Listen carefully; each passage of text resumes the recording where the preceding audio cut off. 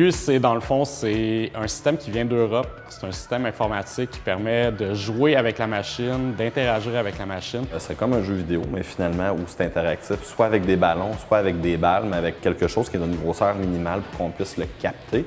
Fonctionne un peu moins bien, par exemple, lorsqu'on y toucherait avec les mains, mais avec des objets, c'est vraiment super. On est allé chercher des subventions avec la Fondation TELUS qui nous ont donné vraiment un gros montant à la hauteur de 28 000.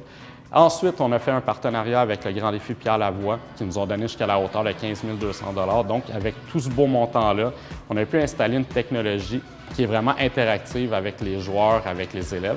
Donc, dans le premier jeu, en fait, c'est des jeux de cible qui visent surtout à développer le rapport lancer-rapport œil-main pour réussir à faire des lancers de précision.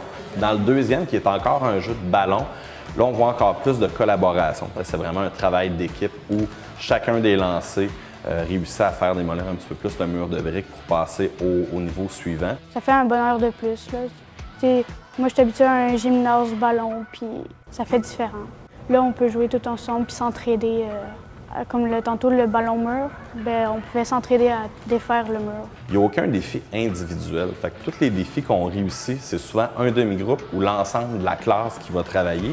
Puis dans la deuxième ou la troisième partie, trouver des trucs pour améliorer puis développer d'autres techniques qui vont nous amener à aller plus loin dans ce même jeu-là. Comme un nouveau moyen d'aller les chercher aussi, parce que c'est pas tous les élèves qui aiment ça, jouer ou participer, mais avec un truc comme ça, avec le LU, les élèves y embarquent. Dans le fond, n'importe quel autre enseignant peut l'utiliser. Il y a des cartes du monde pour les cours de géohistoire, on peut faire des mathématiques, il y a des jeux avec des nombres qui apparaissent à l'écran.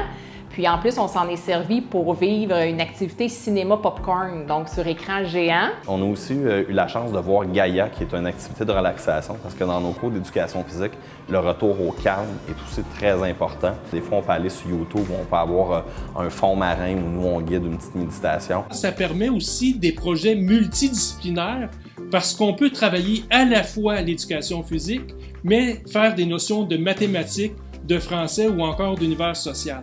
Alors comme quoi, l'innovation pédagogique a aussi sa place dans les gymnases. En fait, les cours d'éducation physique sont comme des périodes récompenses. Donc c'est hyper positif, les jeunes bougent encore plus. Comme moi, une fille super active, ça me permet de me défouler.